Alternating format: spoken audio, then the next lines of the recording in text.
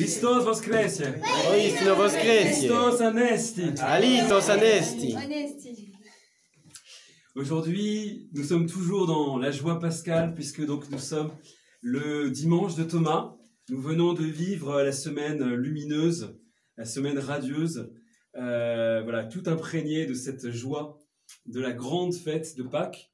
Et aujourd'hui, donc, l'Église nous fait nous rappeler justement de cet épisode qui est narré par Saint Jean, celui justement du doute de Thomas, ce qui a évidemment donné même une expression en français qui est « je suis comme Saint Thomas, je ne crois que ce que je vois ». Et généralement, paradoxalement, ce qui est amusant, c'est que cette expression est utilisée plutôt justement par des rationalistes, par des gens qui nient absolument qu'il y ait un monde invisible, alors même que le contexte dans lequel justement l'apôtre Saint Thomas a eu ce doute, c'est quand même celui justement de toute une vie qui était déjà consacrée à Dieu, qui va s'y consacrer d'autant plus, puisque Saint Thomas, d'après la tradition, donc, est celui qui est allé évangéliser l'Inde et peut-être une partie de la Chine, et c'est là-bas qu'il est mort martyr. Donc on voit que finalement, justement, malgré les doutes qu'il a eus, eh bien, il les a surmontés, il est justement allé jusqu'au bout de la sainteté, dans justement cet apostolat missionnaire qui s'est terminé, comme pour la plupart des apôtres, à part Saint Jean, par le martyre. Les pères, quand on regarde ce qu'ils nous enseignent concernant cet évangile, il y a comme d'habitude énormément de choses qu'on peut en tirer, mais l'une des choses qui est importante, c'est que on voit, si vous voulez, que les apôtres au départ sont véritablement effrayés. L'évangile d'aujourd'hui commence par nous dire qu'ils étaient enfermés par crainte des Juifs. Évidemment, c'est tout à fait logique, puisque le Seigneur vient d'être condamné à mort, ses disciples sont dispersés justement comme des brebis sans le pasteur, et ils ont extrêmement peur justement d'être les prochains sur la liste, puisque il n'y a pas de raison que les autorités les laissent tranquilles, les autorités du Sanhédrin, puisque ils viennent de faire condamner le Christ, ils peuvent tout à fait essayer de faire condamner ses disciples. Peut-être que à ce moment-là leur revient une des phrases du Seigneur d'ailleurs, qui était que le serviteur n'est pas plus grand que son maître, s'ils m'ont persécuté, ils vous persécuteront. Donc ils sont effrayés, ils sont terrés, justement, ils n'ont pas encore reçu l'esprit qui va justement ouvrir leur cœur absolument et les faire comprendre toute la vérité qui leur sera donnée à la Pentecôte. Et donc ils ont encore une réaction très humaine, qui elle aussi une réaction d'une certaine manière de manque de foi, comme le disent les pères, puisque au lieu de se dire qu'ils sont ils ont entendu déjà parler de la résurrection, au lieu d'être dans cette confiance et cette joie dans le Seigneur, ils se terrent quand même, ils se protègent. Mais en même temps, comme nous disent aussi les pères, cette pièce dans laquelle les apôtres se réunissent, ce cénacle des apôtres dans lequel ils se réunissent, dans lesquels ils ont fermé toutes les portes, nous montre aussi que dans notre cœur, justement, c'est en coupant le contact avec le monde extérieur que nous pouvons rencontrer le Christ. Lorsque nous communions au corps et au sang du Seigneur, lorsque le Seigneur vient faire sa demeure en nous, et bien finalement, ce qui va nous perdre, c'est de chercher autre chose que notre intériorité. C'est de se disperser justement dans ce qui est extérieur à nous, puisque là, c'est vraiment en nous que peut se faire cette rencontre. Et donc, c'est ce cénacle dont les portes sont fermées représente aussi l'attitude que doit avoir un chrétien, surtout après avoir communié, qui est celle justement d'essayer de fermer toutes les portes, de ne penser absolument à rien de ce qui peut exister dans le monde extérieur, dans le but justement de se concentrer sur cette rencontre avec le Christ, sur ce corps justement que le Christ nous présente, qui est à la fois évidemment immatériel et divin, puisqu'il passe à travers les murs. Et là aussi, les pères, effectivement, nous remarquent que ce corps est tout à fait paradoxal, le corps glorieux du Christ, puisque à la fois, il passe à travers les murs, comme le montre le fait qu'il les rejoint dans le cénacle alors que toutes les portes sont fermées à clé, et en même temps, justement, il peut présenter ses plaies à toucher. Donc c'est un corps glorieux qui est à la fois immatériel et matériel, qui est à la fois impalpable et palpable, puisque, encore une fois, on le représente d'ailleurs ici sur l'icône. On voit justement saint Thomas qui met son doigt dans la plaie du côté du Seigneur. Les pères nous disent d'ailleurs bien sûr que il est bien évident que le Seigneur aurait très bien pu ressusciter sans ses plaies, mais que c'est un effet justement de sa miséricorde, c'est un effet de son amour pour nous, parce qu'il voulait d'abord qu'on soit certain que c'était lui. Et évidemment, s'il n'avait pas eu les marques, on aurait pu dire que c'était quelqu'un d'autre. Et aussi, il a voulu nous montrer que, justement, toutes les plaies que nous avons, toutes les souffrances que nous pouvons endurer pour le Seigneur, comme il l'a fait, eh bien, sont des titres de gloire en réalité, et ne sont pas des choses dont il faudrait avoir honte. Ce ne sont pas des choses qui devraient être effacées, mais plutôt, au contraire, des choses qui sont lumineuses et qui sont à notre gloire. Certains pères nous disent que les martyrs dans le ciel, justement, eux aussi, gardent une trace, justement, de leur martyr. Donc voilà, s'ils ont eu la tête tranchée, bien, il y aura quelque chose de lumineux, hein, évidemment, qui marquera leur coup, ou ce genre de choses, hein, parce que, encore une fois, les blessures reçues par haine de Dieu pour celui qui la donne et par amour de Dieu pour celui qui la reçoit, en réalité, dans le royaume, sont les plus belles couronnes, les plus beaux ornements et les plus belles pierres précieuses, en fait, dont les saints peuvent être revêtus. Donc, Thomas ne veut pas croire donc ses apôtres lorsque ils lui disent qu'ils ont vu le Seigneur, et nous dit donc que si il ne met pas son doigt dans les plaies, il ne croira pas. C'est intéressant parce que les pères nous disent aussi que ça doit nous rassurer également. Si nous avons des moments de doute, si nous avons des moments justement un peu de déréliction, d'acédie, dans lequel on commence à tout remettre en question, à avoir des doutes, alors que jusque-là on a suivi le Christ comme Thomas l'a suivi toute sa vie. C'est quelque chose qui arrive, c'est quelque chose qui est tout à fait qui arrive à beaucoup d'entre nous, justement, de remettre les choses en question, d'avoir des doutes. Et c'est pour ça que, d'une certaine manière, je pense que si on a des doutes, il faut prier l'apôtre Thomas, qui est sans doute celui qui le comprendra le mieux dans le ciel. Et en même temps, comme le remarquent les pères, alors que bien sûr qu'il a péché en ayant ce doute-là, puisque le Christ n'avait cessé de parler de sa résurrection, les mirophores en ont parlé déjà, elles reviennent du tombeau en disant « ça y est, il est ressuscité ». Les hommes qui sont machistes se disent « elles sont complètement folles ». Évidemment, ce sont des femmes, elles délirent, elles ne savent pas ce qu'elles disent. Donc au départ, ils ne les croient pas. Mais ensuite, il y a les disciples d'Emmaüs aussi qui viennent en disant « ça y est, on l'a vu ». Ensuite, Pierre et Jean qui nous disent que le tombeau est vide, etc. Et malgré ça, Thomas continue de dire « non, je ne peux pas y croire, c'est trop extraordinaire ». Mais comme le disent les pères, malgré ce péché qu'il a eu de douter jusqu'au dernier moment, c'est dans sa bouche que va se trouver la confession qui, d'une certaine manière, résume toute notre foi. C'est qu'une fois qu'il aura vu les plaies, il tombe face contre terre devant le Seigneur, il se prosterne devant lui et il lui crie « Mon Seigneur et mon Dieu ».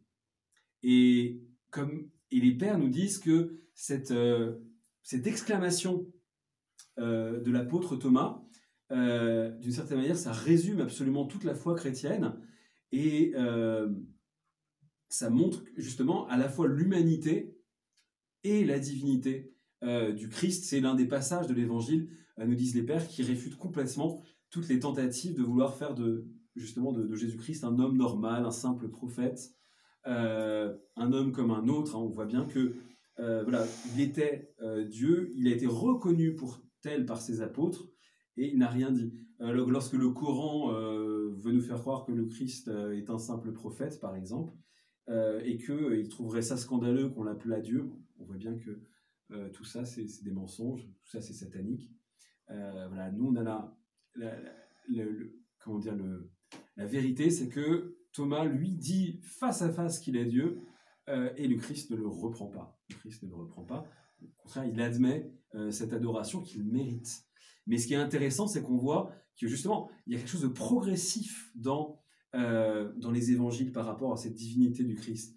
Parce que on ne peut pas arriver au milieu du peuple juif, justement, qui a lutté pendant des siècles pour éviter justement l'idolâtrie. On ne peut pas arriver comme ça et dire directement aux gens, écoutez-moi, voilà, moi je suis Dieu. C'est la raison pour laquelle, justement, il a fallu une pédagogie, nous disent les pères, de la part du Christ. Hein. Il n'a pas pu directement annoncer sa divinité, c'était trop difficile à comprendre, ça aurait été trop choquant comme ça, annoncé de manière directe, et c'est la raison pour laquelle on voit bien que c'est à la toute fin, finalement, de leur vie auprès du Christ que les apôtres finissent par véritablement comprendre que, voilà, qu'il n'est pas seulement un messie politique, comme ils l'ont pensé au départ, comme les Juifs le croyaient, comme les Juifs d'aujourd'hui talmudistes continuent de le croire, hein, que ce sera quelqu'un qui deviendra le maître du monde, qui aura une énorme armée, qui sera un chef politique, etc. Donc ça, les apôtres, c'est ce qu'ils pensaient au départ, et ils ont dû en faire leur deuil, et ils ont dû se rendre compte aussi que, voilà, que le Seigneur n'était pas qu'un simple homme envoyé par Dieu, mais qu'en réalité, comme il le dit dans un autre passage de l'Évangile, eh bien le Père est en lui, il est dans le Père. Il y a une unité véritablement. Et d'ailleurs, à ce moment-là, il y a une autre chose qui est très importante dans cet Évangile, c'est qu'à ce moment-là, le Christ leur souffle sur ses apôtres en leur disant recevez l'Esprit Saint, ceux à qui vous retiendrez leurs péchés seront retenus, ceux à qui vous les remettrez, ils leur seront remis. C'est étonnant parce qu'on pourrait se dire que la descente de l'Esprit Saint sur les apôtres, c'est à la Pentecôte. Alors pourquoi y a-t-il ce souffle de l'Esprit ? Eh bien, Saint Jean Chrysostome nous explique que c'est deux choses différentes. En fait, là, il s'agit de la source de ce qu'on appelle l'ordination épiscopale. C'est-à-dire qu'il transmet à ses apôtres, à ce moment-là, justement, le pouvoir de lier et de délier, qui n'est que la métonymie pour dire tout ce que peut faire, justement, un prêtre, pour tout ce que, par grâce, justement, reçoit comme capacité faire le prêtre. Et le prêtre peut donner l'absolution, mais peut aussi célébrer l'Eucharistie, donner le baptême, etc., etc. Mais la première chose dont il leur parle, puisqu'il va rester ensuite avec eux pendant 40 jours, et c'est pendant ces 40 jours que le Christ va enseigner à ses apôtres comment célébrer la liturgie, comment transmettre les sacrements, etc., etc. Tout cet aspect, justement, arcanique, secret, hein, de la tradition au départ, hein, c'est-à-dire toutes ces choses qui au départ étaient transmises oralement, parce que c'était trop important qu'on ne pouvait pas les mettre tout de suite par écrit dans ces temps de persécution. Donc là, voilà, c'est la chose qui est mise en avant, justement, c'est le pardon des faudés. Quelle responsabilité, justement, c'est que d'avoir la possibilité de retenir les péchés de quelqu'un.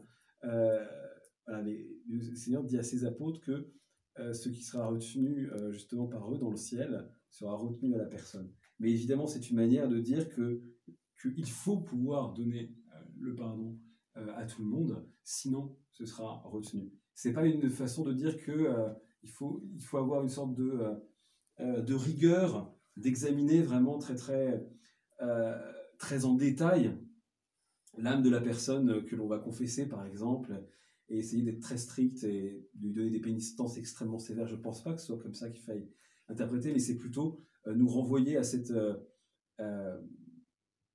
responsabilité qui est de dire que si on ne pardonne pas sur terre, la personne aura des problèmes dans l'autre monde, mais surtout nous aussi. Ceux qui ne pardonnent pas sont sans doute ceux qui sont les plus grandes victimes justement de tout cela, puisque c'est eux qui auraient dû pardonner et qui ne l'ont pas fait. Donc voilà, donc cet évangile de Thomas qu'on a entendu aujourd'hui, en tout cas, est extrêmement riche d'enseignements sur la divinité du Christ, justement, sur le rôle justement des apôtres et de la succession apostolique dans l'Église, hein, puisque voilà, c'est parce que à l'origine de l'Église, il y a le Christ qui donne la grâce, justement, que les apôtres ensuite vont pouvoir célébrer les sacrements, vont pouvoir justement donner l'absolution, baptiser, etc. Et en même temps, on voit qu'ils n'ont pas encore reçu la plénitude du Saint-Esprit, ils n'ont pas encore tout compris parce que le Christ va continuer de les enseigner. Et une dernière chose, c'est que finalement, cette différence entre les deux envois du Saint-Esprit, vous savez qu'après la Pentecôte, les apôtres connaissent toute la vérité, se mettent à parler en langue, ressuscitent les morts, se retrouvent véritablement revêtus de charisme absolument extraordinaire. Les pères nous disent, à partir de ce moment-là, ils sont véritablement déifiés. Ils deviennent véritablement remplis de la divinité, remplis des énergies divines comme ça, et les faisant rayonner sur le monde. C'est intéressant parce que ça nous apprend à faire bien cette distinction entre la grâce que reçoit le clergé justement pour lier et pour délier, la grâce que reçoit le clergé d'un point de vue véritablement sacramentel, et le charisme de l'esprit. Trop de prêtres aujourd'hui veulent se faire passer pour des pères spirituels, veulent faire croire qu'ils ont des charismes particuliers, et vont tromper justement des gens un peu naïfs, qui confondent ces deux manières de recevoir l'esprit. Le fait qu'on nous ait imposé les mains, qu'un successeur des apôtres nous ait imposé les mains, et que de ce fait, nous soyons capables de donner des sacrements qui sont valables aux yeux de Dieu, qui sont véritablement porteurs d'une grâce particulière. Mais cette grâce, nous dit saint Jean Chrysostome, n'a rien à voir avec l'état de notre âme et la pureté de notre âme. C'est pas parce qu'on est un véritable prêtre ou un véritable évêque qu'on va être véritablement un sage, un saint, quelqu'un de déifié ou de théomorphe. Il faut bien faire cette distinction-là. Et justement, je pense qu'aujourd'hui, il y a beaucoup de tromperies qui se font dans l'Église parce que les gens ne font pas cette différence-là entre le souffle du Seigneur qui simplement donne à ses disciples la possibilité de remettre les péchés, de célébrer l'Eucharistie, de marier, de baptiser, de chrismer, de faire les prières des malades, etc. Et la véritable Pentecôte dont il est question justement dans les Actes des Apôtres, qui, elle, manifeste effectivement que là, les apôtres avaient atteint la plénitude de la sainteté, étaient complètement divinisés, étaient complètement pleins des rayons de la divinité, et pouvaient effectivement les faire briller sur le monde. Donc je nous souhaite qu'après cette joie pascale, la fête de la Pentecôte de cette année puisse un tant soit peu être pour nous aussi une Pentecôte personnelle, que cet esprit que le Seigneur nous promet, nous puissions véritablement le recevoir pour devenir justement ce qui est figuré par cet évangile d'aujourd'hui. C'est un véritable cénacle, un véritable temple fermé à toutes les sollicitations extérieures, fermé justement à tous les bruits extérieurs, à tout ce tumulte de passion qui nous entoure, et pouvoir être justement cet endroit clos et saint où le Seigneur pourra se manifester. Christ est ressuscité. En vérité, il est ressuscité.